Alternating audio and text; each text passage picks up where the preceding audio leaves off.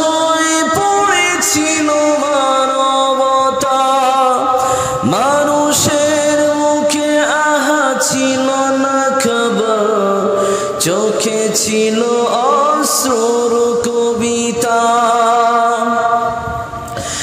আমরা তাদের পাশে দাঁড়াইনি হায়, আমরা তাদের পাশে দাঁড়াইনি হায়, দূর থেকে করেছি চলনা। গজব আমাদের হাতের কামাই, মহামারী আমাদের পাওনা। গজব আমাদের হাতের কামাই, মহামারী আমাদের পাওনা। জালিমের হাতে হাতে মরেছে মানুষ, ফিলিস্তিন আফগান ইরাকে অসহায়, ফিলিস্তিন আফগান ইরাকে অসহায় হয়ে শিশু বলেছে কেঁদে, সব বলে দেব আমার আল্লাহকে। জালিমের হাতে হাতে মরেছে মানুষ, ফিলিস্তিন আফগান ইরাকে অসহায় হয়ে শিশু বলেছে কেঁদে, সব বলে দেব আমার আল্লাহকে। মনে রেখো আল্লাহ নেই বিচারক, মনে রেখো আল্লাহ নেই বিচারক, তিনি শুধু ছাড় দেন ছেড়ে দেন না। গজব আমাদের হাতের কামাই, মহামারী আমাদের পাওনা। গজব আমাদের হাতের কামাই, মহামারী আমাদের পাওনা। এই যে সামনে এখন সময় চলছে, এই সময়টার নাম হলো ইলেকশনের সময়। একটু মিলিয়ে দেখেন ভাই, এই রাস্তা দিয়ে কিছু মানুষ যাবে যারা ডেকে ডেকে ডেকে ডেকে 500 টাকা, 2000 টাকা, 1000 টাকা করে দিয়ে বললো ভাই আমার এই দিস। ও তখন সুবিধাবাদ জিন্দাবাদ করে বলে জীবনে তো কোনো কিছু পাইনি, এখন বছরে 5 বছর পরে 4 বছর পরে একদিন দিচ্ছে, যদি না নিয়ে নেই এইটাও লস, এটাও লস। একটা পাগল সে রাস্তা দিয়ে যাচ্ছে, বলছে আমার ভোট আমি দেব, যাকে ইচ্ছা তাকে দেব। এখন একজন হঠাৎ করে এসে বলছে এই বাবা শোনো, তোমাকে এই 500 টাকা দিচ্ছি, তুমি রেখে দাও। ও তখন বলল কেন? বলল সামনে যে ভোটটা আসছে এই ভোটটা তুমি আমাকেই দিও, 500 টাকা তুমি এমনি রেখে দাও, তোমাকে আমি খুশি করে দিচ্ছি। কি হিসাবে? হাদিয়া, বকশিস হিসাবে দিচ্ছি। ও তখন সাথে সাথেই বলল আমাকে একটা গাধা কিনে দাও। লোকটা বলল গাধা তো কিনবো, তাহলে গাধার দাম যাচাই করা লাগবে। ও বলল গাধা কিনে দাও। নেতারা তখন বলল গাধা কিনতে গেলে বাজারে গিয়ে যাচাই করা লাগবে বা গাধার দাম কত। এ পাগল তখন বলল আমাকে গাধা কিনে দেন একটি, আমি 500 টাকা নিতে রাজি নই। আবার কিছু দূর যেতে যেতে একটি চায়ের দোকানে গিয়ে বসলো, আর একজন দলের নেতা এসে বলল 1000 টাকা পকেটে রাখেন। তখন বলল কেন কেন? বলল সামনে আসছে ওই দিনের ভোটটাকে আপনি আমার পকেটে ফেলার চেষ্টা করেন, এই হাদিয়া 1000 টাকাটাকে আপনি রেখে দেন। বলল 1000 টাকা নয়, আপনার টাকা দেওয়া লাগবে না, আপনি আমাকে একটা গাধা দেন। বললো গাধা কি হবে? গাধা আপনি যেটা আমাকে 1000 টাকা হাদিয়া দিচ্ছেন ওই 1000 টাকা লাগবে না, আপনি আমাকে একটা গাধা কিনে দেন। এ কথা বলতে বলতে তিনি হাসতে হাসতে উঠে চলে গেলেন। এই নেতা তখন বলল ঠিক আছে, ওকে একটা গাধা কিনে দিতে হবে, গাধার দাম কত বাজারে গিয়ে যাচাই কর। এরপরে আবার সামনে কিছু দূর যেতে যেতে দেখলো আর একটি নেতা, নেতার চেলা চামটারা যারা আছে তারা এসে বলল 2000 টাকা তোমাকে হাদিয়া হিসাবে তোমার পকেটে দিতে চাই, তুমি রাজি আছো কিনা বলো, তুমি এই 2000 টাকা রেখে দাও। এ কথা যখনই বলল সাথে সাথে সে বলে দিল যে আমার 2000 টাকাও লাগবে না, আমাকে একটা গাধা কিনে দেন। এখন অন্যান্য দিক থেকে কোনো রকম ভাবে শুনতে পেয়েছে যে এই লোকটা টাকা চাইছে না, একটা গাধা চাইছে। ওই নেতা তখন ওই লোকটাকে বলল আপনি তো গাধা চাইছেন, এটা আমি আগেই শুনেছি, তাই আমি গাধার দামটা বাজার থেকে যাচাই করে এসেছি। গাধার দাম তো 15,800 টাকা দাম, অর্থাৎ প্রায় 17,000-16,000 টাকা দাম, 15 থেকে 20,000 টাকা দাম।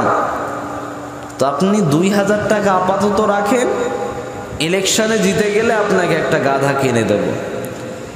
এই কথা বলার সাথে সাথে পাগল সাথে সাথেই বলল একটি গাধা 20,000 টাকার নিচে বিক্রি হয় না, আর আমি তো একটা জল জীবন্ত মানুষ, আমি কেন 2000 টাকায় বিক্রি হব? কথা কি বোঝাতে পেরেছে? একটা পাগলও শিক্ষা দিতে পারে, একটা পাগলও বুঝতে পেরেছে গাধা অন্তত 15 থেকে 20,000 টাকার নিচে বিক্রি হয় না, আর জাত মুসলমানের বাচ্চারা মাত্র 2000 টাকার বিনিময়ে এরা বিক্রি হয়ে যায়। কথা ঠিক না ভুল? এখন বলেন এই চরিত্র মার্কা মুসলমান আমাদের সমাজে আছে না নাই? আছে না নাই? 1 নাম্বার রোগ একটা ধরতে পেরেছেন। এবার এটা কি সংশোধনের প্রয়োজন নাই? আছে না নাই? সংশোধনের প্রয়োজন আছে। কেন বলেছি ভাই? এর কারণ কি?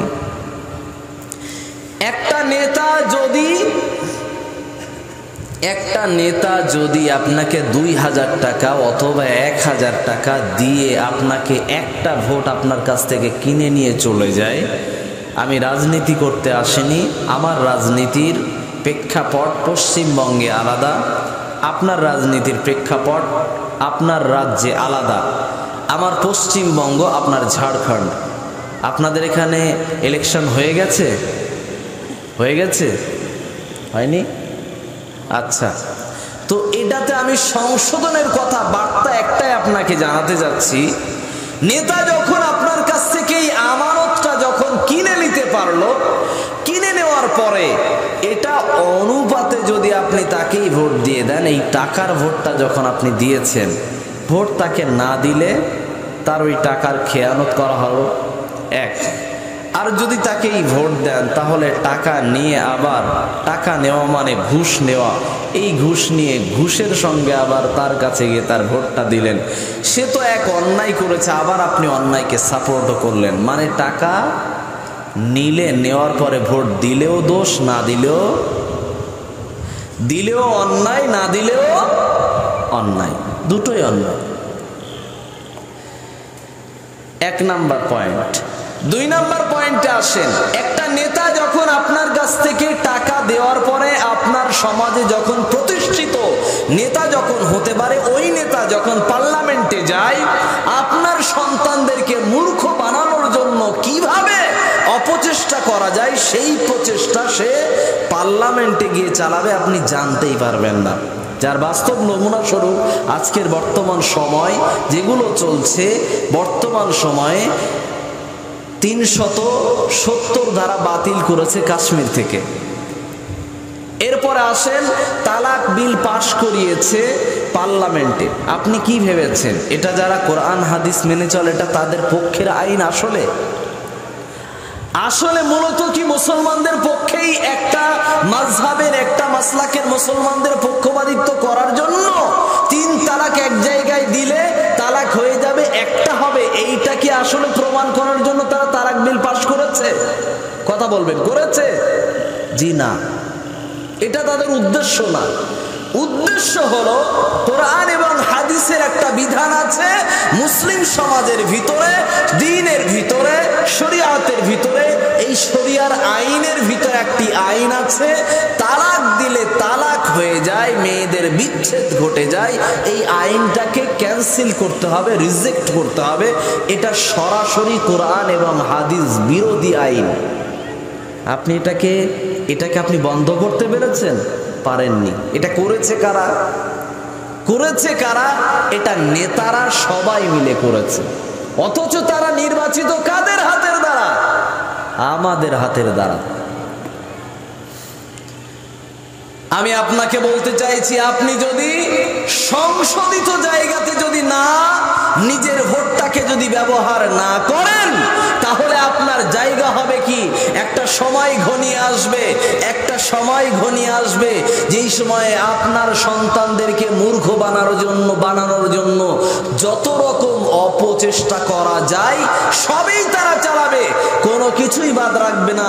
তার বাস্তব নমুনা স্বরূপ, আগে এখান থেকে 5 বছর 10 বছর আগে স্কুল শিক্ষা ব্যবস্থা থেকে, প্রতিটা প্রাইমারি স্কুল থেকে, সরকারি স্কুল থেকে পড়ালেখা করে ভালো ভালো ছাত্র তৈরি হতো, ভালো ভালো প্রফেসর, মাস্টার, ইঞ্জিনিয়ার, ডাক্তার বা অন্যান্য সেক্টরে শিক্ষিত ছেলে মেয়ে তৈরি হতো।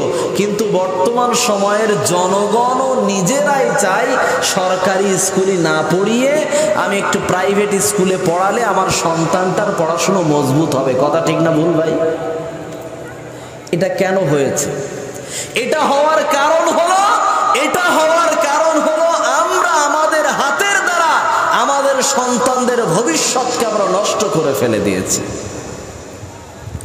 আপনার হাতের দ্বারা একটা নেতা যখন একবার নির্বাচিত হয়ে চলে যায়, তখন ওই নেতার হাত বরাবর হয় কি এমন কিছু কাজ তৈরি হয়, যেই কাজগুলো আপনি আমার পশ্চিমবঙ্গের দিকে লক্ষ্য করলে বুঝতে পারবেন। 2014 সালে যারা চাকরির পরীক্ষা দিয়েছিল, সেই ছেলেরা এখনো পর্যন্ত চাকরি পায় নাই। কিভাবে চাকরি পায় নাই? মানে চাকরি তো পেয়ে গেছে, চাকরি পাওয়ার যোগ্য তারা হয়েছিল, তারা চাকরির পরীক্ষাতে তারা এলাও হয়ে গিয়েছিল, পাশও হয়ে গিয়েছে, কিন্তু তাদের বাড়িতে চাকরির লেটার আসে নাই। অবিরতভাবে তারা প্রায় 1000 দিনের উপরে তারা আন্দোলন অন্বেষণ করে যাচ্ছে, কিন্তু তারা চাকরি পায়নি। আমি আপনাকে বলতে চাইছি, এই নেতাদেরকে যতক্ষণ পর্যন্ত আপনি পরিবর্তন না করবেন, আপনার আমানতটাকে সঠিক জায়গায় যখন আপনি নিজ দায়িত্বে যতক্ষণ আপনি ব্যবহার না করবেন, ততক্ষণ পর্যন্ত আপনার সমাজ পরিবর্তনশীল হবে না। এটা আমি রাজনৈতিক প্রেক্ষাপটের দিকে বললাম। তবে হ্যাঁ, দেশের ভিতরে যে রাজনৈতিক নিয়ম অনুপাতে যে গণতন্ত্র চলছে, এই গণতন্ত্র ইসলামে হারাম। খেয়াল রাখবেন, এই গণতন্ত্র ইসলামে হারাম, এই গণতন্ত্র ইসলাম স্বীকৃতি দেয় না। তবে তারপরেও দেশের আইন মানতে গিয়ে, দেশের ভিতরে বসবাস করতে গেলে দেশের আইন যেহেতু আপনি মানতে বাধ্য হয়েছেন, তাই আপনি আপনার আমানতটাকে সঠিক জায়গায় ব্যবহার করবেন। এটা আপনার কাছে বিনীতভাবে অনুরোধ রাখলাম। আমি আপনাকে বলিনি আপনি কোন দলকে সাপোর্ট করবেন, কোন দলকে সাপোর্ট করবেন না, এটা আপনার ব্যক্তিগত ব্যাপার। আল্লাহ পাক রব্বুল আলামিন তিনি বলেন, ওয়া ইযা লাকুল্লাযীনা আমানু ক্বালু আমান্না। মহান আল্লাহ পাক রব্বুল আলামিন তিনি বললেন, যখন তারা মিলিত হয় ঈমানদারদের সাথে, তখন তারা বলে আমি আপনাদের ওপরে ঈমান আনলাম, আপনাদের মতো আমিও ঈমান এনেছি, আমি আপনার দলেই আছি। আবার তারা যখন ওই ব্যক্তিটাই যখন আবার মুনাফিকদের সঙ্গে মিলিত হয়, ওয়া ইযা খালাউ ইলা শায়াতিনহিম ক্বালু ইন্না মাআকুম, যখন তারা মুনাফিকদের কাফেরদের সঙ্গে, শয়তান নামক লোকদের সঙ্গে, ইমানদারদের বিরোধী শক্তির সঙ্গে, ইমানদারদের বিরুদ্ধে চলে, মুসলমান সম্প্রদায়ের বিরুদ্ধে যারা চলে, ওদের সঙ্গে যখন মিলিত হয় তখন তারা বলে আমি আসলে তোমার দলেরই লোক। এটা বলে তখন তারা নিজের সাফাই নিজে গাইতে থাকে। সেই সময় সাথে সাথে যখন বলে দেওয়া হয় ভাই তোমাকে ওই দলের লোকের সঙ্গে দেখেছি, তুমি তো ওদের সাথে কথা বলতে, তুমি তো ওদের সঙ্গে ওটা বসা করছো, তখন আসলে বলে আমি ওদের সঙ্গে ঠাট্টা বিদ্রুপ করছিলাম, আমি ওই দলের লোক নই, আমি তোমার দলেরই লোক। খেয়াল রাখবেন, বিশ্বনবী তিনি বললেন এরকম কিছু মুসলমান, এরকম কিছু ব্যক্তি থাকবে যারা খুবই জঘন্য, সমাজের জন্য মারাত্মকভাবে বিপজ্জনক। আমাদের হিন্দু ভাইদের ভাষায় ওটাকে বলে বিভীষণ। হিন্দু ভাইদের ভাষায় ওদেরকে বলে ঘর শত্রু বিভীষণ। ঘর শত্রু বিভীষণ, বাড়ির ভিতরে সব থেকে বড় শত্রু তার নাম বিভীষণ। এটা হিন্দুদের ভাষায় বলে। মুসলমানদের ভাষায় বলে মুনাফিক।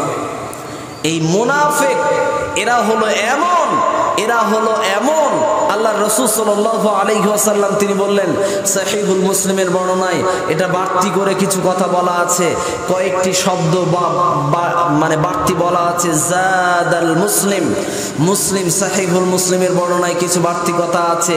ওয়া ইন সামা, তারা যদিও রমজান মাসের সিয়াম পালন করবে অথবা নফল সিয়ামও পালন করবে, এরপরে ওয়াসাল্লা, তারা নামাজও পড়বে, ওয়া জাআমা আন্নাহু মুসলিম, এবং তারা নিজেরা চিন্তাশীলতা এবং তারা নিজেরা দাবিও করবে যে আমি মুসলিম। এরপর আল্লাহর রাসূল তিনি বলছেন সুম্মাত্তিফাকা, এবং সেই সমস্ত ব্যক্তিদের থেকে একটু ভয়ে থাকতে হবে, সতর্ক থাকতে হবে। এরপরে এদের কিছু কিছু বাহ্যিক বৈশিষ্ট্য আছে, সেটা কি?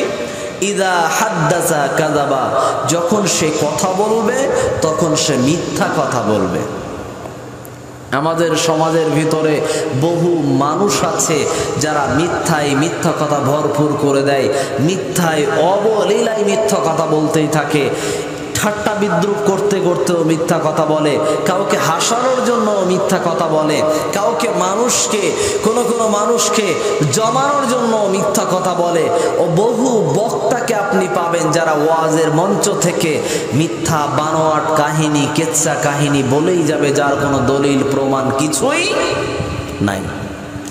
অথচ আল্লাহ রাসূল সাল্লাল্লাহু আলাইহি ওয়াসাল্লাম তিনি জানিয়েছেন, কোনো ব্যক্তি যদি আমার নামে এমন কোনো কথা বলে যে কথাটি আমার নয়, সেই ব্যক্তিটা ওই কথা যদি আমার নামে চালিয়ে দেয় তাহলে ওইটুকু কথাই যথেষ্ট তাকে জাহান্নামে যাওয়ার জন্য। এই কথা শুধুমাত্র বিশ্বনবীর নামে আমরা যদি আরোপ করি এটা ভুল ধারণা।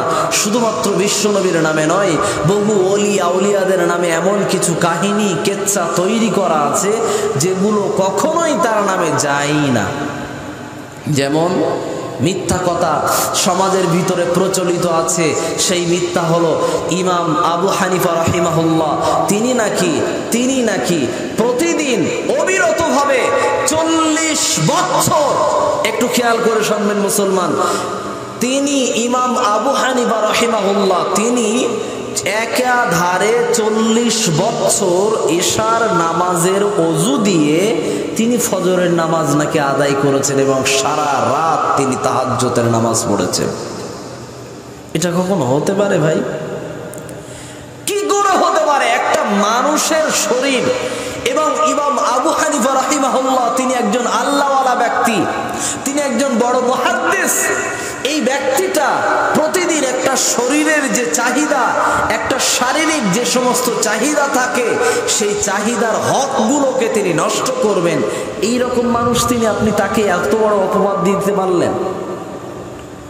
এটা একেবারেই সম্পূর্ণ না, তার নামে মিথ্যা বানানো হয়েছে।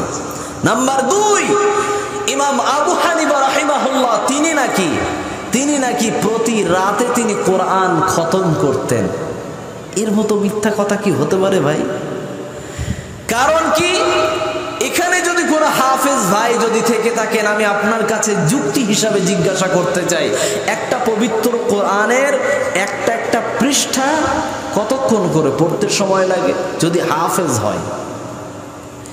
একটা পৃষ্ঠা সাধারণ গ্রামের মানুষ যদি একটা পৃষ্ঠা পড়ে সব থেকে কম অন্তত 10 থেকে 15 মিনিট লাগবে একটা পৃষ্ঠা পড়তে। কিন্তু যদি একটা হাফেজ পবিত্র কোরআনের একটা পৃষ্ঠা পড়ে একেবারে সর্বনিম্ন অন্তত 2 মিনিট তো লাগবেই।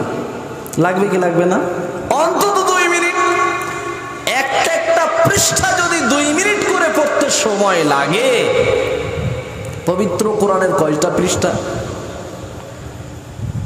পবিত্র কোরআনের 848টা পৃষ্ঠা, এটা নাজেরা কোরআন। হিফজ কোরআন যদি দেখেন 648 অথবা তার থেকে কম এবং বেশি হতে পারে। আপনি 650 পৃষ্ঠায় ধরেন, 650 পৃষ্ঠা যদি প্রতি পৃষ্ঠায় যদি 2 মিনিট করে যদি পড়ার সময় লাগে, তাহলে হিসাব করে দেখেন কতটা সময় লাগতে পারে। 100 পৃষ্ঠায় 200 মিনিট লাগছে। 200 মিনিট আপনি যদি হিসাব করেন, এরপরে 200 পৃষ্ঠায় আসেন, 300 পৃষ্ঠায় আসেন, তাহলে কিছু বলছেন? জি না। ইমাম আবু হানিফা রাহিমাহুল্লাহর নামে যে কথা চালানো হয়েছে তিনি প্রতি রাতে কোরআন খতম করতেন, এই কথা সম্পূর্ণ ডাহা, মিথ্যা কথা। যুক্তি হিসাবে, অঙ্ক হিসাবে যদি মিলিয়ে দেখেন এ কথা সত্য হতে পারে না। যদি প্রতি রাতে কোরআন খতম করবেন তাহলে এই কথার যুক্তি অনুপাতে আপনি বোঝাতে চাইছেন বিশ্ব নবী তিনি কোরআন খতম করতেন রমজান মাসে 1 বার থেকে 2 বার। পুরো রমজান মাসে বিশ্ব নবী কোরআন খতম করলেন 1 থেকে 2 বার, আর আপনি ইমাম আবু হানিফাকে তার থেকে বড় আল্লাহওয়ালা বানিয়ে ফেলেছেন। জি না, এই কথা মিথ্যা কথা, ইমাম আবু হানিফার নামে বানানো হয়েছে। নাম্বার 3, আমি আপনাকে বলতে চাই আব্দুল কাদের জিলানী রাহিমাহুল্লাহ, তাকে বলা হয় হানাফি মাযহাবের বড় পীর। এই বড় পীরের নাম নাপাক অবস্থায় নাকি নেওয়া যাবে না। নাপাক অবস্থায় যদি নেওয়া হয় তাহলে গা থেকে 40টা পশম পড়ে যাবে। ইস, নাস্তিক বেঈমানরা যদি এই কথা শোনার পরে আপনাকেই জিজ্ঞাসা করবে, ভাই তাহলে তো কোনোদিন আমার আর ক্লিন শেভ করা লাগবে না। আব্দুল কাদের জিলানী রাহিমাহুল্লাহর নাম যদি একবার যদি আমি পড়ি তাহলে গা থেকে 40টা পশম পড়ে যাবে। এই কথা আমি যদি স্মরণ করে একবার, প্রতিদিন নয়, আমি যদি একদিন যদি আমার টাকা পয়সা সেভ করার প্রয়োজন হয় তাহলে আব্দুল কাদের জিলানীর নাম আমি কয়েকবার আমি জপ করে নেব, কয়েকবার জিকির করে নেব, কয়েকবার তার নামটাকে বারবার পড়ে নেব। আমার গায়ে 40টা কেন, কয়েক হাজার পশম আছে, সবগুলো ফেলার প্রয়োজন আছে। এই পশম কাটার জন্য নতুন করে আর কোনো ব্লেড বা অস্ত্র লাগবে, কোনো ক্রিম ব্যবহার করা লাগবে না। এটা নাস্তিকদের কাছে হাসির পাত্র হয়ে যাবে। আমি আপনাকে বলছি, আল্লাহ পাক রব্বুল আলামিন আপনার জবানটাকে পবিত্র বানিয়েছেন। এই জবানের দ্বারা আল্লাহর নাম নাপাক অবস্থায়ও বলা যায়, নাপাক অবস্থায় আবার পেশাব পায়খানা ঘরে যখন প্রবেশ করবেন সে সময় আপনি দোয়া পড়তে হয় আপনাকে। বাম পা দিয়ে প্রবেশ করবেন, ডান পা দিয়ে বের হবেন। এই জায়গার নাম হলো পেশাব এবং পায়খানা ঘর। এই জায়গাতে যখন প্রবেশ করেন তখন তার আগে একটা দোয়া পড়া লাগে, আল্লাহুম্মা ইন্নী আউযু বিকা মিনাল খুবুসি ওয়াল খাবাইস। এই দোয়াটার শুরুতেই কার নাম আছে? কার নাম আছে? আল্লাহর নাম আছে। নাপাক অবস্থায় থাকেন আর পবিত্র অবস্থায় থাকেন, পেশাব পায়খানা ঘরে ঢুকতে গেলে এই অবস্থাতে আল্লাহর নামটা পড়া যাবে কি যাবে না? পড়া যাবে কি যাবে না? পড়া যাবে। পেশাব পায়খানা করতে যেতে গেলে এটা সুন্নাহ। এই সুন্নাতি তরিকার ভিতরে প্রথমে যে দোয়াটির উচ্চারণ শুরু করলেন, আল্লাহুম্মা, হে আল্লাহ। আপনি আল্লাহর নামটা, আল্লাহর কাছে আপনি প্রার্থনা করছেন, আপনি আল্লাহর নামটা আগে উচ্চারণ করছেন। আমি আপনাকে বলতে চাইছি মুসলমান, আব্দুল কাদের জিলানীর নাম এত বেশি দামি হয়ে গেল যে আল্লাহর নাম নাপাক অবস্থায় করা যায়, আর বড় পীর সাহেবের নাম নাপাক অবস্থায় করা যায় না।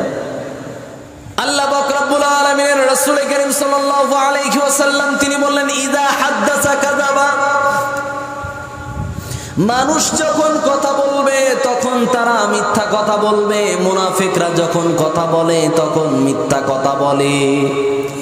এরপরে আল্লাহর রাসূল সাল্লাল্লাহু আলাইহি ওয়াসাল্লাম তিনি বললেন, ওয়া ইযা ওয়াদা আখলাফা, যখন তারা ওয়াদা করে, যখন তারা প্রতিশ্রুতি দেয় তখন তারা ভঙ্গ করে। প্রতিশ্রুতি তারা ভঙ্গ করে, ওয়াদা তারা খেলাফ করে, ওয়াদা তারা রক্ষা করতে পারে না। আমাদের সমাজের ভিতরে বহু নেতা আছে, তারা ইলেকশনের পূর্বে এই ওয়াদা দেয়, এই রাস্তা তৈরি হবে, অমুক রাস্তা তৈরি হবে, অমুক জায়গা তৈরি হবে, অমুক অমুক উন্নতি হবে, এত চাকরি দেব, এত কিছু কাজ দেব। সব বলার পরে যখন নেতা জিতে, যখন জায়গায় গন্তব্যে চলে যায়, তখন পিছনের ওয়াদা সব লাত্তি মেরে দিয়ে চলে যায়। এরকম নেতা আমাদের সমাজে আছে না নাই? আপনি কারে ফেরেশতা বলবেন? সব এক ক্যাটাগরির লোক। যারেই ফেরেশতা বলবেন সে ওই ক্যাটাগরির লোক। এটা বুঝতে কারোর বাকি থাকে না। আমি কেন বলেছি এ কথা এই জন্য বলেছি, বহু মানুষকে আপনি পাবেন যারা এই ধরনের চরিত্রের ভিতরে নিজেকে ধাবিত করে রেখেছে। তাই আমি আপনাকে বলতে চাই, আপনারই সংশোধনের প্রয়োজন। তার সংশোধনের আগে আমাদের ব্যক্তিগত নিজ জীবনকে পরিবর্তনের প্রয়োজন আছে, কারণ আমরাই তাকে জায়গায় বসিয়েছি। আল্লাহ রাসূল সাল্লাল্লাহু আলাইহি ওয়াসাল্লাম তিনি বলেন, ওয়া ইযা ওয়াদা আখলাফা, তারা যখন ওয়াদা করে তখন খেলাফ করে। এটা হলো নেতার কথা বললাম। 2 নাম্বার, আমাদের সমাজে বহু যুবক আছে, তারা আমাদের বোনদেরকে বহু রকম ওয়াদা দেয়। কেমন ভাবে? আমি ইসলাম ধর্ম গ্রহণ করতে চাই, এরকম বহু সমাজের ভিতরে বহু মানুষ আছে যারা এরকমটা আছে যে আমি ইসলাম গ্রহণ করতে চাই, এই নামে ওয়াদা দিয়ে মুসলমানদের সন্তানগুলোকে, মুসলমানদের কন্যাগুলোকে নিজের প্রেমের জালে আটকায়। এরপরে কি করে? তার সঙ্গে শারীরিক অবৈধ সম্পর্ক তৈরি করে। এরপরে অবৈধ সম্পর্ক তৈরি করার পরে তার সঙ্গে শারীরিক যে সমস্ত সম্পর্ক আছে এইগুলোকে মিটিয়ে নিয়ে ওই মেয়েটাকে আবার ব্রেকআপ দিয়ে চলে যায়। এই কথা কেন বলছি? এই যে বর্তমান সময় একরকম চক্রান্ত চালানো হচ্ছে, তার নাম হলো লাভ জেহাদ। কি নাম? লাভ জেহাদ। এই লাভ জেহাদের মাধ্যমে যদি অন্যান্য সমাজের ধর্মীয় মহিলাদেরকে যদি মুসলমান কোন যুবক এভাবে যদি ভালোবাসার জালে যদি আটকায়, প্রেমের ফাঁদে যদি আটকায়, আর কোন রকম কারণে যদি এই প্রেমের বিষয়টা যদি সাংবাদিকদের কানে পৌঁছে যায়, তাহলে ওই মুসলিম যুবকের কপালে বিপদ মারাত্মক ঘটবে। এমনকি তার জেল হেফাজতেও যেতে হতে পারে, তার জেল খাটতে হতে পারে, তার জীবন বরবাদ হয়ে যেতে পারে। কেন এই কথা বলেছি? বর্তমান সময়ে বহু অধর্মীয় ব্যক্তি, বেধার্মিক ব্যক্তি, হিন্দু ব্যক্তি, অন্যান্য ধর্মের বেড়াজাল, তারা একটি সংগঠন তৈরি করেছে, যারা কি করছে? নিজেদেরকে সনাতনী সচেতন সমাজ বলে নিজেদেরকে দাবি করছে। সনাতনী সচেতন সমাজ। এই বিশ্ব হিন্দু সংস্থা নামক এই টাইপের বহু সামাজিক ব্যবস্থা আছে, যারা তাদের যুবকদেরকে তৈরি করছে, তৈরি করে মুসলিম মহিলাদেরকে নিজেদেরকে ভালোবাসার ফাঁদে তারা ফেলার জন্য চেষ্টা করছে। কি বলে?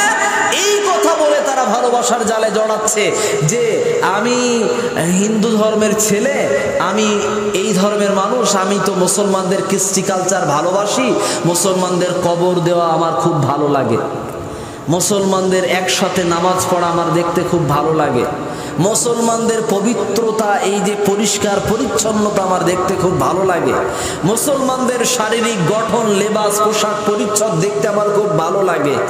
এই প্রশংসাগুলো কমেন্ট করে ফেসবুকে এসে অথবা মেসেঞ্জারে এসে চ্যাট করে আমাদের মুসলিম মা বোনদেরকে, যারা শিক্ষিতা, যারা পড়াশুনো করছে, যাদের হাতে মোবাইল আছে, তাদের কাছে SMS এ নক করে।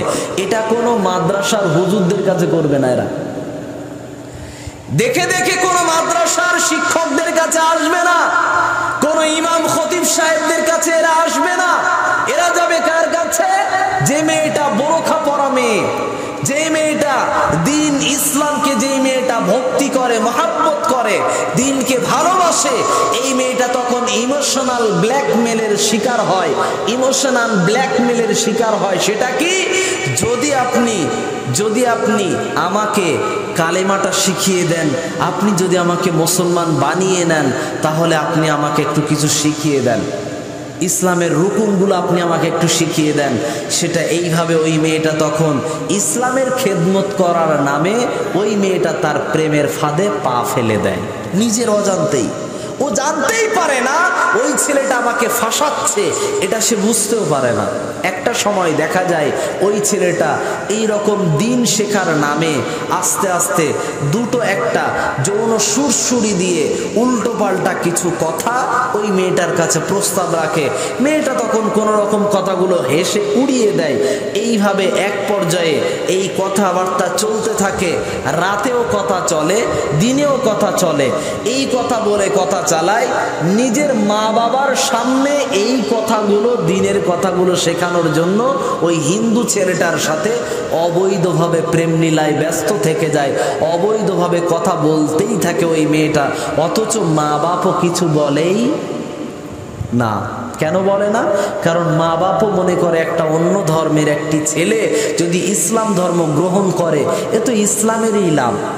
আমার মেয়েটা ওই নেকির ভাগ পাবে, নেকির অংশীদার হবে, আমার মেয়েটা বড় সৌভাগ্যবান হবে। অথচ এই কাজটা থেকে আমাদের মেয়েদেরকে কেন আমি পিছিয়ে আনবো? আমি এত গুনাহগার হব না। আমরা মা বাপ হয়তো বেশি দিনের কাজ করতে পারি নাই, আমার মেয়েটা তো করছে, এটা তো সৌভাগ্যের ব্যাপার। এই মনে করে এই ছেলেগুলো মুসলমান নামক মেয়েদেরকে নিজেদের ফাঁদে ফেলে SMS করে করে করে করে ভিডিও কলে, অডিও কলে কথা বলে বলে বলে বলে এক পর্যায়ে ওই মেয়েটার সঙ্গে বারবার এবারে সাক্ষাৎ করার জন্য অপচেষ্টা করে, বারবার নিজের দাবি প্রকাশ করতে থাকে। বোন, আপনার সঙ্গে আমি ডাইরেক্ট একটু দেখা করতে চাই, আপনার সঙ্গে দেখা না করলে আমি তো দিনের ব্যাপারে একটা যে আমার আশ্বাস, যে ভক্তি, যেটা ঈমান আমার বাড়বে, এটা তো আমি দেখতে পাচ্ছি না। আপনার মতো দিন ইমানদার মাননেওয়ালা মহিলা, ইমানদার পথের মহিলা, একজন আপনার মতো ইমানদার বোন, এর সাথে আমি যদি সাক্ষাৎ না করতে পারি, আমি নিজেকে ধন্য মনে করতে পারছি না। এই নিজেদের কথার বেড়া জালের ভিতরে আমাদের বোনদেরকে আটকে দেয়। এরপরে ওই বোনটা শেষমেশ বাধ্য হয়েই যায় যে ওই ছেলেটার সঙ্গে দেখা করতেই হবে, না হলে হবে না। দেখা যখন করে একবার দুইবার দেখা সাক্ষাৎ হতে হতে তখন এদের সম্পর্ক গাঢ় হয়। এই গাঢ়ত্ব হওয়ার পরে একে প্রেগনেন্ট বানাবে। যেই দিন জানতে পারবে কনফার্ম প্রেগনেন্ট হয়ে গেছে ওই মেয়েটা, সাথে সাথেই বিচ্ছেদ ঘটিয়ে সিম কার্ড এবং ফেসবুক আইডি উড়িয়ে দেবে। তারপর তার কোনো খোঁজ খবরই থাকবে না। সমাজের ভিতরে বহু মুসলমানদেরকে এইরকম করানো হচ্ছে, কিন্তু এগুলোকে দেখানো হলো না। কিন্তু নাম দিয়ে একটি ফিল্ম তৈরি করেছিল না, বোরখা পরা মেয়েদেরকে মুসলমানরা ধর্ষণ করে করে শেষ করে দিচ্ছে। কি একটা ফিল্ম বের হয়েছিল না? এরকম টাইপের একটা ফিল্ম বের হয়েছিল যেটাতে অন্যান্য ধর্মের মহিলাদেরকে ইসলামে দীক্ষিত করার নামে তাদেরকে ধর্ষণ করে করে ছেড়ে দেওয়া হচ্ছে। জি ভাই, এই কথা মুসলমানদের জন্য সঠিক নয়। এ কথা সম্পূর্ণ মুসলমানদের নামে সম্পূর্ণ সাজানো হয়েছে। আর আপনি, আমি মুসলমান, আমরা পড়ে আছি কি? ওযুর মাসলা মাসাইলের সুন্নত কয়টা, মুস্তাহাব কয়টা, আর মুস্তাহাব নিয়ে মারামারিও আছে আমাদের সমাজে। সেই মারামারিটা কি? তারাবির রাকাত কত, 8 রাকাত না 20 রাকাত, এই নিয়ে গুতোগুতি। আমি আপনাকে বলছি 8 রাকাত পড়া সুন্নাত, 20 রাকাত নয়, 40 রাকাতও পড়তে পারেন, 32 রাকাতও পড়তে পারেন, 38 রাকাতও পড়তে পারেন। তার দলিল কি? আপনি 2 রাকাত করে যদি আপনি 8 রাকাত তারাবি পড়েছেন, এবার আপনি লাইলাতুল কদর জাগবেন, বলেন সারা রাত মোটে আর কোনো নামাজ পড়বেন না? কথার একটু উত্তর দেবেন। পড়বেন না? পড়বেন হ্যাঁ কি না বলেন, একটু পড়বেন? কথার একটু উত্তর দেন। যদি রমজান মাসে যদি 8 রাকাত তারাবি জামাতে পড়লেন, পড়ার পরে এবারে যদি রাত জাগরণ আপনি যদি করেন, আর 2 রাকাত করে আর কোনো নামাজ পড়বেন না? পড়বেন? পড়া কি যায়? পড়া যায় তো? এই 2 রাকাত যেগুলো বাড়তি পড়লেন এগুলো কোথায় রাখবেন এখন? আমি আপনাকে বলতে চেয়েছি এগুলো হলো মুস্তাহাব সুন্নাত, নফল ইবাদত। নফল ইবাদতের ভিতরে একটা সীমারেখা সুন্নাত যখন আপনি জানতে পারলেন, এই সুন্নাতের সীমারেখা ওই জায়গায় দলিল হিসাবে রাখেন, এবং আরো যদি এর দলিল থাকে সেটাকে আপনি সহজ করে দেন। এটা নিয়ে ঝগড়া করার দরকার নেই। এই ঝগড়া, এই বিতর্ক কিয়ামত পর্যন্ত এর সমাধান হবে না। কেন? কারণ এর সমাধানের ভিতরে সব রকম দলিল যখন দিচ্ছে তারা একে অপরের, এই যে ঈদের পরের দিন একটা বৈঠক হলো না দুইজনের, আমাদের মুসলমানদের দুইজন, একজন দেওবন্দি আলেম আর একজন আমাদের কোরআন এবং হাদিস মাননেওয়ালা একজন ভাই, কোরআন হাদিস গবেষণা করে, তার নাম হলো ব্রাদার রাহুল। এই দুইজনের ডিবেট হলো, এই দুইজনের আলোচনা হয়েছে যে দুইজন কি আলোচনা, 8 রাকাত না 20 রাকাত তারাবি কোনটা সঠিক। এখন দুইজন দুই রকম মন্তব্য নিয়ে প্রকাশ করেছে। শেষমেশ কোনো রকম সিদ্ধান্ত অটল হওয়ার জন্য কোন রকম সিদ্ধান্ত ক্লিয়ার তারা দুইজনেই দেয়নি। তারা দুইজনের দলিল পর্যালোচনা করে নিজেরা পেশ করেছে, জনগণের উপরে ছেড়ে দিয়েছে। আমি আপনাকে বলছি এই বিতর্ক বারবার বাহাস, এই বিতর্ক করার প্রয়োজন নাই। মুসলিম উম্মার এখন ক্লান্তি লগ্ন চলছে। তার কারণ আপনাকে বলছি, এখন ফিলিস্তিনের বুকে বহু শিশুরা খেতে পাচ্ছে না, তাদের আহারের ব্যবস্থা করেন ভাই, বিতর্ক বাদ দেন।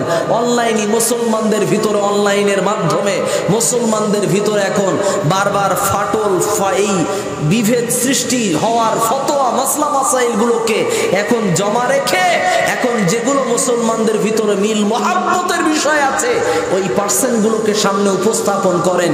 কি দিয়ে মুসলমানদের এক করা যায়, কি দিয়ে মুসলমানদের পাশে দাঁড়ানো যায়, কি দিয়ে মুসলমানদের বিপদের কান্ডারি হওয়া যায়, সেই বিষয়গুলো নিয়ে চিন্তা ভাবনা করে আমরা প্রতিটা মুসলমানের পাশে এসে দাঁড়াই। এর জন্য আল্লাহ পাক রব্বুল আলামিন কিয়ামতের ময়দানে আমার আলাদা রকম একটা ফসল হিসাবে, নেকির ফায়দা হিসাবে আমাকে উপহার দেবেন ইনশাআল্লাহ। আল্লাহ পাক রব্বুল আলামিন তিনি বললেন, ওয়াইদা ওয়াদা আখলাফা, যখন তারা ওয়াদা করে তখন খেলাফ করে। আমি আপনাকে কথা বলছিলাম, বহু মানুষ আছে, বহু যুবক আছে, তারা আমাদের বোনদেরকে তারা ওয়াদা দেয়, তারা কথার ফাঁদে ফেলে। একটি গানের ভিতরে বলে, বেদের মেয়ে জ্যোৎস্না আমায় কথা দিয়েছে, 80 বলে জ্যোৎস্না ফাঁকি দিয়েছে। এখন কেউ এ কথা বলছে না, আমরা যুবকরা ওদেরকে ধোকা দিই না, এখন মেয়েরা আমাদেরকে ধোকা দেয়। এই জন্য আবার বলে, মাইয়া রে মাইয়া তুই অপরাধীরা আছে না, কে কারে অপরাধী বানাবেন এটা কথা নয়। আমি আপনাকে বলছি, আল্লাহ পাক রব্বুল আলামিন রাসূল কারীম সাল্লাল্লাহু আলাইহি ওয়াসাল্লাম তিনি বললেন, কুল্লু বানি আদম খাত্তাউন ওয়া খায়রুল খাত্তাইন আত-তাওয়াবুন। অপরাধী মাইয়া নয়, অপরাধী পোলা নয়, অপরাধী কোনো ছেলেও নয়, অপরাধী কোনো মেয়েও নয়, অপরাধী হলো প্রতিটা আদম সন্তান। আদম সন্তান ভুল করবে, এটা কে বলেছেন? বিশ্ব নবী। আদম সন্তান ভুল করবে, পাপ করবে, তবে এই পাপ আপনি যখনই জানতে পেরেছেন অবৈধভাবে প্রেম করা, এটা হলো জিনা। আল্লাহ পাক রব্বুল আলামিন তিনি বলেন, ওয়ালা তাকরাবুজ জিনা, তোমরা জিনার নিকটবর্তী হয় না, কারণ এই জিনাটা হলো একটি ফাহিশ কাজ, এটা একটি চরিত্রহীন কাজ, এটি একটি ঘৃণ্য কাজ। এই ঘৃণিত কাজের ভিতরে নিজেকে দাখিল করো না, তার কাছাকাছি কখনোই যেও না, এর কাছ থেকে তোমরা দূরবর্তী জায়গাতে সরে যাও। জিনা এমন একটি জিনিস, জিনা আমরা মনে করেছি শুধুমাত্র মিলন করা বা ধর্ষণ করা, এটার নাম জিনা। জিনা হয় চোখে দেখার মাধ্যমে। যদি কোনো মেয়েকে দেখে বলেন এই যাচ্ছে একখান, এই কথাটা মুখ দিয়ে বলেছেন আর চোখ দিয়ে দেখেছেন, এখানে দুইটা জেনা হয়েছে, মুখেরও জেনা, জিহ্বার জেনা হয়েছে, চোখেরও জেনা হয়েছে। এই জেনার জন্য আপনাকে আল্লাহর কাছে ক্ষমা চাওয়া লাগবে। এরপরে আপনি অবিরতভাবে আপনি যুবক হিসাবে কোন যুবতী বোনের ফোনে আপনি দিনের কথা বলেন না কেন, আর যেটাই শেখান না কেন, সম্পূর্ণ এগুলো হারাম। এভাবে কথা বলা যাবে না। কারো সাথে যদি কথা বলতে হয়, তাহলে আপনি যদি কথা বলেন তাহলে পুরুষ হিসাবে কথা বলেন, তবে সময়ের অপচয় করা যাবে না। আপনি সময়কে গুরুত্ব দিয়ে আপনার জীবনে চলতে হবে। আল্লাহ রাসূল সাল্লাল্লাহু আলাইহি ওয়াসাল্লাম তিনি বললেন, অবৈধভাবে যারা ওয়াদা করে, এই অবৈধ ওয়াদা মানে প্রেম প্রীতি করার সময় বলল আমি তোমাকে বিয়ে করব, এভাবে করে 1 বছর 2 বছর 3 বছর 5 বছর এভাবে মেয়েদের সঙ্গে সম্পর্ক করে করে বেড়ায় এবং প্রত্যেকটা মেয়ের সাথে ওয়াদা করে যে আমি তোমাকে বিয়ে করব, আমি তোমারে বিয়ে করব, এ কথা বলে বলে অবৈধ সম্পর্কে জড়ায়। এই সমস্ত ব্যক্তিদের সম্পর্কে আপনাকে বলি, যারা এই সমস্ত কাজগুলো করেছেন, আজ থেকে সম্পূর্ণ লাইনটাকেই ব্রেকআপ। কোনো প্রেম প্রীতি কিছুই থাকবে না, কোনো মেয়ের নাম্বার ছেলের ফোনও থাকবে না, কোনো ছেলের ফোনে মেয়ের নাম্বার থাকবে না, কোনো মেয়ের ফোনে ছেলেদের নাম্বার থাকবে না। ছেলেদের নাম্বার থাকে যদি, মেয়ের যদি ফোন প্রয়োজনই হয় একান্ত, তাহলে ওই মেয়ের ফোনটা হবে বাবার ফোন। যদি তাদের নাম্বার থাকার প্রয়োজন হয়, তাহলে মেয়ের ফোনে যদি ফোনে নাম্বার যদি থাকে, তাহলে থাকতে হবে তার কাছে নিজের ভাইয়ের নাম্বার, নিজের বাবার নাম্বার, নিজের মামার নাম্বার, নিজের মামির নাম্বার, নিজের মায়ের নাম্বার। এগুলো ছাড়া বাকি যত মানুষ আছে রক্তের রিলেটেড বাদ দিয়ে বাকি কোনো অবৈধভাবে কারোর সাথে কথা বলা যাবে না। যারা গায়ের মাহরাম, যাদেরকে বিয়ে করা হালাল, ওই মেয়েটার জন্য তাদের কারো নাম্বার আপনার ফোনে আপনি রাখবেন না। এটাই পর্দা, এটাই জিনা থেকে বিরত থাকার প্রথম ধাপ। পুরুষদের জন্য একই নিয়ম, যাদেরকে বিয়ে করা হালাল, যাদেরকে আপনি বিয়ে করতে পারবেন, তাদেরকে আপনার মোবাইলে তাদের নাম্বার, আপনার মোবাইলে তাদের নাম্বার থাকবে না। এটা হলো ইসলামের রুকুনের প্রথম ধাপ। জিনার দিকে পা বাড়ানো যাবে না। এবারে আসি, যদি আপনার কাছে কারো কোনো নাম্বার থেকে থাকে, অবৈধ সম্পর্কের ওয়াদা করেছিলেন, ওয়াদাকে লাথি মারেন। ওয়াদা খেলাফ করা এখানে সম্পূর্ণ জায়েজ। এবারে অনেকেই বলবে বহু কিছু তার সঙ্গে সমস্যা তৈরি করে ফেলেছে, এখন তো পা পিছলে সব করে ফেলেছে, এখন আর কি করা যাবে, ওরে তো বিয়ে না করলেও তো গলায় দড়ি দিয়ে মরবে। এই ব্ল্যাকমেলও যদি কাজে লাগায় তবু বিয়ে করা যাবে না। কেন বলেছি, আপনি বিয়ে যদি করেন সেটা পরের কথা, আপনি হালাল পদ্ধতিতে মা বাবাকে রাজি করিয়ে এরপরে তার বাড়িতে আপনি প্রস্তাব পাঠান। প্রস্তাবে রাজি হলে বিয়ে হবে, প্রস্তাবে রাজি না হলে বিয়ে করার প্রয়োজন নাই। ভালো মন্দ বিবেচনা করার জন্য গার্জিয়ানের কাছে দায়িত্ব দেন। আপনি যদি সব ভালো মন্দ বুঝবেন, তাহলে গার্জিয়ানের দরকার ছিল? কোনো দরকার ছিল না। আসল মূল কথায়, ওয়াদা খেলাফকারীরা হলো মুনাফিক। আল্লাহ রাসূল সাল্লাল্লাহু আলাইহি ওয়াসাল্লাম তিনি বলেন, ওয়াইদা তুমিনা খানা। এরপরে যারা মুনাফিক হবে তারা হলো আমানতের খেয়ানত করে। আমানতের খেয়ানত হলো এমন, বিশ্বনবী সাল্লাল্লাহু আলাইহি ওয়াসাল্লাম তিনি হলেন একজন আমানতদার। বিশ্বনবীর কাছে এসে বেঈমান কাফেররা বলে, মুহাম্মাদের তেলাওয়াতকৃত কোরআন শোনা যাবে না। বেঈমান কাফেররা মক্কাতে ঘোষণা দিয়ে দিল, ক্বালাল্লাযীনা কাফারু লা তাসমাউ লিহাযাল কুরআন ওয়ালগাউ ফীহি লাআল্লাকুম তাগলিবুন। কাফের বেঈমানরা তারা ঘোষণা দিয়েছে, পবিত্র কোরআনের আলোচনা যেখানে হয়, পবিত্র কোরআনের তেলাওয়াত যেখানে হয়, সেখানে তোমরা বিশৃঙ্খলা ঘটিয়ে দাও, সেখানে তোমরা তাদের কথাগুলোকে শোনো না, সেখানে তোমরা তাদের ভিতরে সমস্যা বাঁধিয়ে দিয়ে চলে আসো। এবং কোরআনের কথা তোমরা প্রচার হতে দিও না, কোরআনের কথা কাউকে শুনতে দিও না এবং নিজেরাও শোনো না। এইভাবে তারা প্রচার চালায়।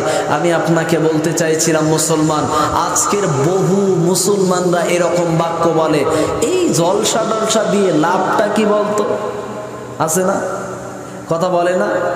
এই জলসা মাহফিল দিয়ে, ওয়াজ মাহফিল দিয়ে লাভ কি? এতে কোনো লাভ নেই, কোনো পরিবর্তন নেই। বেকার বেকার জলসা দেওয়া, জলসা দিয়ে কোনো লাভ আছে? আমি আপনাকে বলছি, কোরআন এবং সুন্নাহের কথার বিরুদ্ধে যদি আপনি কথা বলেন, এভাবে অবলীলায় আপনার কথা যদি আপনি বলতে চান, তাহলে এর বিকল্প সুন্দর আপনি ব্যবস্থা আগে আনয়ন করেন, তারপর এটা বন্ধ করেন। আমি আপনাকে জলসার পক্ষে কথা বলতে বলিনি, জলসার বিপক্ষেও আপনাকে আমি বলতে নিষেধ করছি। এই কারণে, কারণ এর বিকল্প সুন্দর ব্যবস্থা আপনি করেন, এরকম ভাবে মানুষদেরকে বসার ব্যবস্থা করে কোরআন এবং হাদিসের কথাগুলো শোনানোর জন্য এবং সমাজ থেকে বিপ্লব ঘটিয়ে সমাজকে পরিবর্তন করানোর জন্য আপনারা 10 থেকে 20 জন যুবক একত্রিত হয়ে সুন্দর একটি সংগঠন করেন, একটি সংস্থা করেন, যেটার মাধ্যমে সমাজের প্রতিবাদ হবে, সমাজের অনাচারের কাজের বিরুদ্ধে প্রতিবাদ করবে। এরকম একটি সংস্থা, একটি ক্লাব, একটি সংঘ আপনি তৈরি করেন, তারপরে গিয়ে আপনি জলসা মাহফিল বন্ধ করেন, আমার কোনো আপত্তি নাই। কেন?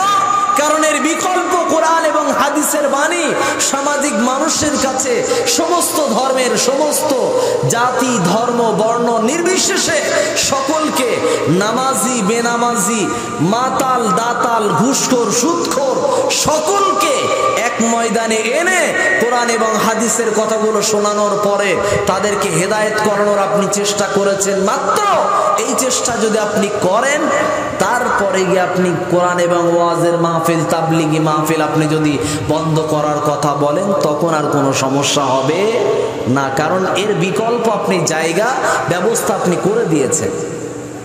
এটা আপনি আগে করেন, তারপরে ওয়াজ মাহফিল বন্ধ করেন। নচেত কোনো কিছুই বললেন না, এমনি একটা গা দোলানি মতো একটা কথা বলে দিলাম, এই জলসা মাহফিল দিয়ে লাভ কি? এতে কোনো কিছু লাভ হয় না, কিছুই না। টাকা পয়সা দিয়ে অত কিছু সহযোগিতা করে লাভ নেই। আমি আপনাকে বলছি, কোরআন এবং হাদিসের কথা যেখানে হয়, কোরআনের আলোচনা যেখানে বোঝানো হয় মানুষকে, সেইখানে মানুষের ঈমান বাড়ে। এই ঈমান বাড়ার, ঈমানের চার্জ হওয়ার জায়গাটাকে আপনি ক্যান্সেল করে দিচ্ছেন। এটা কি সরাসরি কোরআন বিরোধী কথা নয়? ইনডাইরেক্ট, আপনি ডাইরেক্ট হয়তো কোরআনের বিরুদ্ধে বলেননি, হাদিসের বিরুদ্ধে বলেননি, কিন্তু ইনডাইরেক্ট আপনি আল্লাহর কথার বিরোধিতা করার চেষ্টা করেছেন। তাই আপনাকে বলি, এই কথা থেকে আপনাকে বিরত হতে হবে। আল্লাহ আমাদের সকলকে তৌফিক দেন, বলি আমিন। আল্লাহর রাসূল কারীম সাল্লাল্লাহু আলাইহি ওয়াসাল্লাম তিনি কোরআনের কথাগুলো বলার জন্য যখন মানুষের কাছে যান, তখন বেঈমান কাফেররা আবার নতুন করে ঘোষণা দেয়, ওইখানে দেখো একটি পাগল বসে আছে, সে বসে বসে কি যেন মন্ত্র পড়ে, সেগুলো তোমরা যেন শুনতে যেও না। এবারে বিশ্বনবীকে আবার মেন্টালিটিগত ভাবে বিশ্বনবীকে টর্চার করা হয়, বিশ্বনবীকে বলা হলো পাগল। অথচ আল্লাহ পাক রব্বুল আলামিন তিনি বললেন, ওয়া মা সাহিবুকুম বিমাজনুন। সূরাতুল কলামের ভিতর আল্লাহ পাক রব্বুল আলামিন তিনি জানালেন, তোমাদের সাথী, তোমাদের বন্ধু মুহাম্মদুর রাসূলুল্লাহ তিনি কোনো পাগল নন, তিনি হলেন এমন মানুষ। ওয়া ইন্নাকা লাআলা খুলুকিন আযীম, তার চরিত্র হলো এমন, পৃথিবীতে যত মানুষ আছে সমস্ত মানুষদের থেকে তার চরিত্র হলো সব থেকে দামি চরিত্র, আজিম নামক চরিত্র। আজিম প্রশংসা, আজিম শব্দের অর্থ হলো আল্লাহর নামের প্রশংসা করা হয়। নামাজের ভিতরে আমরা যখন রুকুতে যাই, তখন একটা দোয়া পড়ি, সুবহানা রাব্বিয়াল আজিম। রুকুতে যখন আমরা দোয়া পড়ি, সুবহানা রাব্বিয়াল আজিম, এই দোয়াটা আমরা পড়ি, এই প্রশংসা করি কার? আল্লাহর। আজিম আলিম শব্দটা দিয়ে আল্লাহর প্রশংসা করা হয়, ওই শব্দটা বিশ্বনবীর চরিত্রের সঙ্গে মেশানো হয়েছে। পৃথিবীর শুরু থেকে কিয়ামত পর্যন্ত যত মানুষ আসবে, সমস্ত মানুষের চরিত্রগুলোকে যদি মিজানের একটা পাল্লায় রাখা হয়, বিশ্বনবীর চরিত্রটাকে মিজানের আর এক পাল্লায় যদি রাখা হয়, বিশ্বনবীর চরিত্রের পাল্লা ভারী হয়ে যাবে। কারণ আল্লাহই বলছেন, আল্লাহই তার সার্টিফিকেট দিয়েছেন, কোন নবীর নামে, কোন ওলিয়া উলিয়াদের নামে, কোন সাহাবায়ে কেরামের নামে এত সুন্দর চরিত্রের সার্টিফিকেট কোনো কাউকে দেওয়া হয় নাই। যা দেওয়া হয়েছে আমাদের নবী, আমার নবী, আপনার নবী, বিশ্ব নবী মুহাম্মদুর রাসূলুল্লাহ সাল্লাল্লাহু আলাইহি ওয়াসাল্লাম, সেই নবীর চরিত্রের সঙ্গে তারা দাগ লাগাতো যে মুহাম্মদ একটা পাগল। আর বর্তমান সময়ে আমার নবীর চরিত্র নিয়ে অনেকে আঙুল তোলে, যারা বলতে চায় বিশ্বনবী 11টা বা 13টা বিয়ে করেছেন, মুহাম্মদ এটা অনৈতিক কাজ করেছেন। জি না, বিশ্বনবী নিজের প্রয়োজনে যেটা বিয়ে করেছিলেন মাত্র একটি বিয়ে করেছিলেন। বিশ্বনবী নিজের প্রয়োজনে মাত্র একটি বিয়ে করেছিলেন, যেই বিবাহটা ছিল কি খাদিজাতুল কুবরা রাদিয়াল্লাহু আনহা।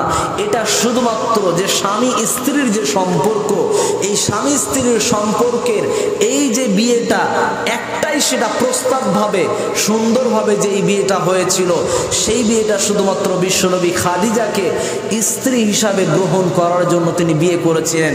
বাকি যতজন মহিলাকে বিয়ে করেছেন বিশ্বনবী, তিনি তাদের উপকারের জন্য বিয়ে করেছেন, অথবা দ্বীনের উপকারের জন্য বিয়ে করেছেন, অথবা আল্লাহর আইন মানার জন্য বিয়ে করেছেন। নবী বিশ্বনবী তিনি যে 11টা বা 13টা বিয়ে করেছেন, একটা বিবাহ ও বিশ্বনবী তিনি নিজের প্রয়োজন করেননি, শুধুমাত্র একটি ছাড়া। কথা কি বোঝাতে পেরেছি? খাদিজা রাদিয়াল্লাহু আনহাকে তিনি বিয়ে করেছিলেন, বিশ্বনবী তিনি স্ত্রী হিসাবে গ্রহণ করেছেন। বাকি আরো সকলকেও স্ত্রী হিসাবে তিনি স্বীকৃতি দিয়েছিলেন। এটা নয় যে তাদেরকে তিনি গুরুত্ব দেননি, এমনটা নয়। সকলকেই মহাব্বত করেছেন, সকলকেই ভালোবেসেছেন। তবে তারপরেও বিশ্বনবী তিনি দায়িত্ব পালন, সকলের সঙ্গে একই রকম আচরণ, একই রকম মহাব্বত করেছেন। খেয়াল রাখবেন মুসলমান, আমি আপনাকে বলতে চাইছিলাম আপনি দ্বিতীয় বিবাহ করতে পারেন, যদি আপনার প্রয়োজন থাকে আপনি করেন, সমস্যা নাই। তারপরেও এক বিয়ে করার পরে আপনি পরকীয়ায় লিপ্ত হতে পারবেন না, অবৈধভাবে আপনি প্রেম লীলায় ব্যস্ত হতে পারবেন না। আপনার যদি বিয়ে করার প্রয়োজন হয় আপনি দ্বিতীয় বিবাহতে পা বাড়ান, সমস্যা নাই। যদি আপনি যদি ইনসাফের পথে যদি নিজেকে রাখতে পারেন, যদি নিজে সম্পূর্ণরূপে দুই স্ত্রীর ভিতরে সমবন্টন যদি করতে পারেন, সার্বিক বিষয়ে সমবন্টন, সম অধিকার যদি দিতে পারেন সর্ব বিষয়ে, তাহলে আপনি দ্বিতীয় বিবাহতে পা বাড়াবেন, তৃতীয় বিবাহতে পা বাড়াবেন, চতুর্থ পর্যন্ত সীমারেখা শেষ।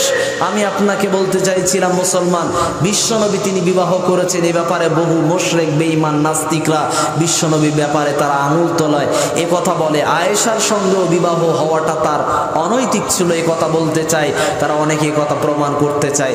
কিন্তু পরবর্তী প্রজন্মে এসে তাদের বর্তমান সময় এই যে 2019 সাল, 2000 সাল থেকে শুরু করে, এক কথায় 1990 সাল থেকে শুরু করে আজ 2024 সাল পর্যন্ত যতজন মানুষ বেঁচে ছিলেন এবং ইতিপূর্বে আরো যারা জন্মগ্রহণ করেছিলেন, তারা বহু মানুষ 9 বছর 10 বছরের 7 বছরের মেয়েকে তারা বিবাহ করেছে, তাদেরকে নিয়ে প্রতিবাদ নাই। সব প্রতিবাদ, সব দোষ কার নামে? আমার নবীর নামে। আমি আপনাকে বলতে চাচ্ছি, পৃথিবীর যত মনীষী আছে তাদেরকে নিয়ে একবার একটু পড়াশুনো করেন, ভেবে চিন্তে দেখেন, গবেষণা করেন তাদের বিবাহের সময়সীমা কত ছিল, তাদের বিবাহের বয়সের সময় কত ছিল। বাংলাদেশের শেখ মুজিবুর রহমান তিনি কত বছর বয়সে বিয়ে করেছিলেন একটু যাচাই করে দেখেন। রবীন্দ্রনাথ ঠাকুর তিনি কত বছর বয়সে বিয়ে করেছিলেন একটু যাচাই করে দেখেন। রাজা রামমোহন রায় তিনি কত বছর বয়সে বিয়ে করেছিলেন একটু যাচাই করার চেষ্টা করবেন। রবীন্দ্রনাথ ঠাকুর থেকে শুরু করে বিদ্যাসাগর পর্যন্ত এরা বিয়ে করেছিলেন কত বছর বয়সে একটু যাচাই করার চেষ্টা করবেন। আমি আপনাকে বোঝাতে চাইছি মুসলমান, বিবাহের বয়স নিয়ে সমস্যা হয় না, সমস্যা হলো আমাদের মেন্টালিটি নিয়ে, আমাদের চিন্তাধারা নিয়ে। আল্লাহ রাসূল কারীম সাল্লাল্লাহু আলাইহি ওয়াসাল্লাম তিনি কোরআনের দাওয়াত দিতেন, আমানতদার তিনি একজন ব্যক্তি ছিলেন।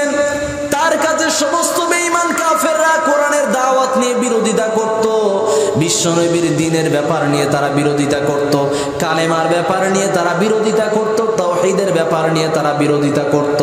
কিন্তু বিশ্বনবীর কাছে আবার পুনরায় দ্বীনের বেলাতে নিজেদের মাল সম্পদ, টাকা পয়সা, দিনার দিরহাম বিশ্বনবীর কাছে আবার জমা রাখত। তারা কারা? যারা হলো কাফের, বেঈমান, মুশরিক, যারা বিশ্বনবীর স্ববিরোধী দল। নিজের সশরীরে তারা বিশ্বনবীর বিরোধিতা করছে, এই রকম লোকেরা এসে বিশ্বনবীর কাছে মাল সম্পদ জমা রাখত। আচ্ছা, আমরা হলে এটা কি করতাম?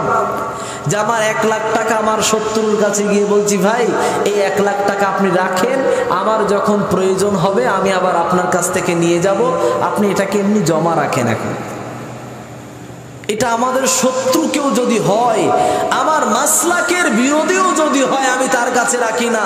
আমার গ্রামের পরিচিত ব্যক্তি, অথচ সে অন্য পাড়ার একজন, অথচ তার কাছে আমরা রাখতে যাই না।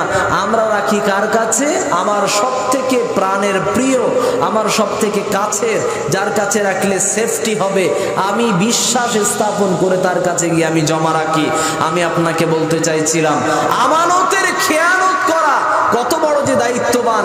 এই আমানতের খেয়ানত যদি আপনি করেছেন, আপনার নামের সঙ্গে একটি রোগের সার্টিফিকেট লেগে যাবে। সেই রোগটার নাম হলো মুনাফিক।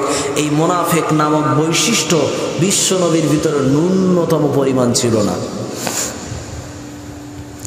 আল্লাহ রাসূল সাল্লাল্লাহু আলাইহি ওয়াসাল্লামের কাছে ব্যবসার জন্য খাদিজাতুল কুবরা বিবাহের পূর্বে যখন ব্যবসার জন্য মালপত্র, সমস্ত টাকা পয়সা বিশ্বনবীর কাছে দিতেন, দেওয়ার পরে তিনি ব্যবসা বাণিজ্য পাঠিয়ে দিতেন এবং তার সঙ্গে একজন দাসী হিসাবে পাঠিয়ে দিতেন, একজনকে দেখে নেবে তিনি কোনো রকম অনৈতিক বা মিথ্যার আশ্রয় নেয় কিনা, ব্যবসার ভিতরে সততা কতটা রাখে, সবগুলোকে তিনি লক্ষ্য করতেন। খাদিজাতুল কুবরা তিনি যখন নখদ অর্পণ করলেন, বিশ্বনবীর ব্যাপারে পর্যালোচনা যখন করলেন, ব্যবসার ময়দানে তিনি যখন সব কিছু যাচাই বাছাই করে দেখতে পেলেন, বিশ্বনবী তিনি ব্যবসার ভিতরে মিথ্যার আশ্রয় নেন না, আমানতের খেয়ানত করেন না, ওয়াদা খেলাফ করেন না, মালিকের টাকা পয়সা কোনো রকম নয় ছয় করে না, সবগুলোকে গচ্ছিত করে আবার মালিকের হাতে ফেরত দেয়।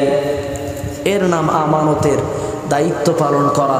আমাদের সমাজের ভিতরে বহু মতোয়াল্লি আছে, বহু সর্দার আছে, বহু মাদ্রাসার মোহতামিম আছে, মাদ্রাসার কেশিয়ার কোষাধ্যক্ষ আছে, যাদের কাছে টাকা পয়সা রাখার পরে ওই টাকা পয়সা নিয়ে ব্যবসা বাণিজ্য চালায়, মন মতো নিজের কাজে ব্যবসা বাণিজ্য করে, নিজের কাজে ব্যবহার করে। আবার যখন মাদ্রাসা মসজিদের প্রয়োজন হয়, ওই টাকা পয়সা থেকে আবার দেখে যে আমার টাকা পয়সা তো অনেক, এই টাকা পয়সা খরচ করব, আবার যখন প্রয়োজন হবে আমি দিয়ে দিলাম, কোনো তো অসুবিধা হচ্ছে না, আমার টাকা পয়সার তো কমতি নাই, আমি তো দিতেই পারবো, এই টাকা পয়সা কেন আমি ব্যবহার করতে পারবো না? জি, আপনাকে বলছি এটা আমানতের খেয়ানত।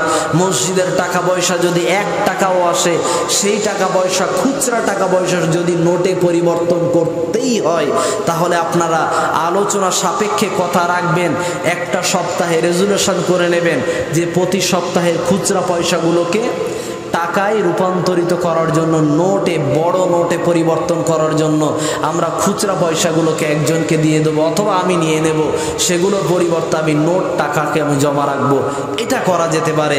কিন্তু আপনি করছেন কি, সম্পূর্ণ লক্ষ লক্ষ টাকা যা জমা হচ্ছে সব আপনার পকেটে, আপনার বাড়ির ড্রয়ারে সম্পূর্ণ জমা হচ্ছে, ওগুলো যখন ইচ্ছা আপনি তখন খরচ করছেন। আপনি বলছেন আমি তো হিসাব নিকাশ সব ক্লিয়ার রাখছি, আমার তো হিসাব নিকাশ কোনো রকম গলত নাই, কোনো তো ভুল নাই, কোনো রকম ত্রুটি নাই, কোনো সন্দেহ নাই, কেউ কোনো রকম আঙুল তুলতেই পারবে না আমার হিসাব নিকাশ নিয়ে। এই কথা বলে আপনি গলাবাজি করেন। আমি আপনাকে প্রশ্ন করি, ভাই মুসলমান ভাই, আমি আপনার কাছে প্রশ্ন রাখতে চাই, এটা কি আমানতের খেয়ানত নয়? জি, এই টাকা আপনি ব্যবহার করতে পারবেন না, এই টাকা যেখানকার টাকা সেখানে আপনি কাজে লাগাবেন, আপনার ব্যক্তিগত কাজে আপনি এই টাকাকে ব্যবহার করবেন না। আল্লাহ যেন আমাদের সকলকে তৌফিক দেয়, আমিন। আমি আপনাদের কাছে আলোচনা রেখেছিলাম, সর্বশেষ এই আলোচনার সারাংশ আপনাদের শেষমেশ শুনিয়ে দিচ্ছি। এক, মুনাফিকের নমুনা, মুনাফিক যখন ঈমানদারদের সাথে মিলিত হয় তখন বলে আমি তোমার দলের লোক। 2, যখন আবার মুনাফিকদের সঙ্গে মিলিত হয়, ঈমানদার বিরোধী মুসলমান বিরোধী দলের লোকের সঙ্গে যখন মিলিত হয় তখন বলে আমি ওই দলের সঙ্গে নই, আমি তোমার দলের লোক। ওদের সঙ্গে আমি আসলে ঠাট্টা বিদ্রুপ করছিলাম। আল্লাহ পাক রব্বুল আলামিন এমন সত্তা, আল্লাহ বলছেন ওরা আমার সঙ্গে ঠাট্টা বিদ্রুপ করেছে, ওদের থেকেও আমি বড় ঠাট্টা বিদ্রুপ ওদের সঙ্গে করব। যেই জায়গাটা আমি আল্লাহ প্রস্তুত করে রেখেছি সেই জায়গার নাম ইন্নাল মুনাফিকিনা ফিদ-দারকিল আসফালি মিনান নার। আল্লাহ মুনাফিকদের জন্য নিকৃষ্টতর একটি জাহান্নাম প্রস্তুত করে রেখেছেন, সেইখানে তাদের প্রবেশ করতেই হবে। তাই আমি আপনাকে বলছি মুনাফিকের নমুনার ভিতরে 2টি নমুনা আপনার কাছে প্রকাশ করেছি। 1, যারা ঈমানদারদের সঙ্গে বলে আমি তোমার সাথে আছি, আবার কাফেরদের মুনাফিকদের সঙ্গে মুসলমান বিরোধী লোকদের মুসলমান বিরোধী শক্তির সাথে গিয়ে আবার মিলিত হয়ে বলে আমি তোমার দলের সাথে আছি। এই দুই রকম চরিত্র থাকে যার ভিতরে, সেই ব্যক্তির ভিতরে মুনাফিকের রোগ ঢুকে আছে, তাকে পরিবর্তন হওয়ার প্রয়োজন আছে। নাম্বার 3, আল্লাহর রাসূল তিনি বলছেন সেই লোকটা যদি নামাজও পড়ে, রোজাও রাখে এবং নিজেকে মুসলমানও দাবি করে, তারপরেও তার মুনাফিকের চরিত্র তার ভিতরে আছে, মুনাফিকের রোগ তার ভিতরে আছে। সেটা কি? আল্লাহর রাসূল বলছেন যখন সে কথা বলে, মিথ্যা কথা বলে। নাম্বার 4, সে যখন ওয়াদা খেলাফ করে, যখন ওয়াদা করে তখন সে ওয়াদাকে ভঙ্গ করে, খেলাফ করে। নাম্বার 5, সে যখন আমানত রাখা হয় তার কাছে কোনো কথা যদি আমানত রাখা হয়, একটা মেয়ের কাছে কোনো কথা যদি বলা হয়, বলার পরে তাকে যদি বলে দেওয়া হয় ভাই বা বোন এই কথাটা যেন কাউকে বলো না, ওই কথাটাও সবার আগে লোকের সাথে বল। এটা আমাদের বোনদের চরিত্র। এই বোনদের পেটের ভিতরে কোনো কথা হজম হয় না, এদের পেটের কথা কোনো রকমভাবে হজম হয় না। বোনদের কাছে বিনীতভাবে অনুরোধ করি, আপনাদের মুখের কথার মাধ্যমে, মুখের বাড়তি কথা বলার মাধ্যমে আপনারা জাহান্নামে যাওয়ার জন্য নিজেকে প্রস্তুত করবেন না। জাহান্নাম থেকে ফিরে আসুন, জাহান্নামের পথ থেকে ফিরে আসুন। নিজেকে কোনো ব্যক্তি যদি আপনার কাছে কোনো কথার আমানত রাখে সেই কথাকে রক্ষা করেন। যদি এমনকি আপনার স্বামীও যদি কোনো গোপন তথ্য, গোপন কথা যদি বলে সেই কথাকে আপনি আমানত হিসাবে রক্ষা করেন। কিয়ামত পর্যন্ত যদি আল্লাহ আপনার আয়ু রাখে তারপরে ওই কথা কাউকে বলা যাবে না। স্বামী যদি অনুমতি দেয় তাহলে কার কাছে বলবেন? স্বামী যদি আপনাকে বলতে পারে আপনি তাকে বলতে পারেন। তাছাড়া আপনার এই আমানতের খেয়ানত করা উচিত নয়, এটি একটি মুনাফিকের লক্ষণ। তাই আমরা সকলের কাছে বিনয়ভাবে অনুরোধ করি, আমরা ওয়াদা খেলাফও করব না। আমরা ওয়াদা খেলাফ যেমন করব না, তার সাথে সাথে আমরা আমানতের খেয়ানত করব না। যাদের কাছে আমানতের দায়িত্ব আছে, আমানতের মাল সম্পদ যাদের কাছে আছে, এই মাল সম্পদগুলোকে রক্ষা করার দায়িত্ব আমি ব্যক্তিগতভাবে যারা পেয়েছি, আল্লাহ আমাকে এটা রিজিক হিসেবে পদমর্যাদা দান করেছেন। আল্লাহ যেন আমাদের এই পদমর্যাদাকে রক্ষা করার তৌফিক দান করেন, পড়ি আমিন। এই 5টি রোগ থেকে আমরা যেন প্রত্যেকেই ফিরে আসি, কারণ আল্লাহ বলছেন ফি কুলুবিহিম মারাদুন ফাযাদাহুমুল্লাহু মারাদা। যে সমস্ত মানুষদের ভিতর আন্তরিক রোগ ঢুকে যায়, ওই রোগ থেকে তারা যদি নিজেকে পরিবর্তনশীল করে যদি ফিরে না আসে, আমি আল্লাহ ওই রোগকে আরো বাড়িয়ে দেব। আল্লাহ নিজে আপনার রোগকে বাড়িয়ে দেবেন যদি আপনি নিজে পরিবর্তন না হন, নিজে যদি তৈরি না করেন, নিজে যদি পরিবর্তন না হন, এই পাপ কাজ থেকে নিজেকে যদি ফেরত না নিয়ে আসেন, যদি আপনি ভালো ইমানদার ব্যক্তি যদি হন, ভালো আদম সন্তান যদি হন, আপনার তওবা করা লাগবে। এই মুনাফিকের রোগ থেকে বের করে নিয়ে আসতে হবে নিজেকে। আমরা যারা মিথ্যা বলতাম বন্ধ করব, যারা ওয়াদা খেলাফ করেছি আজ থেকে বন্ধ করব।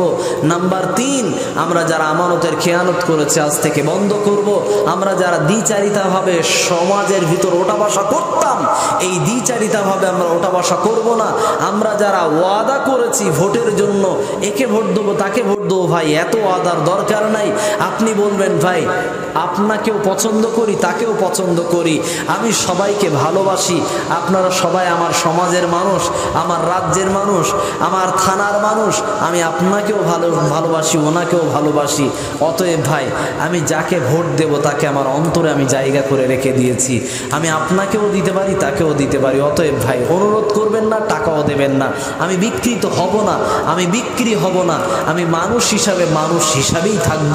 আমি দেশের জনগণ যেমন সেরকম আমি দেশের সুনাগরিক হিসাবে বাঁচতে চাই, আমি কুনাগরিক হিসাবে পৃথিবীতে বাঁচতে চাই না।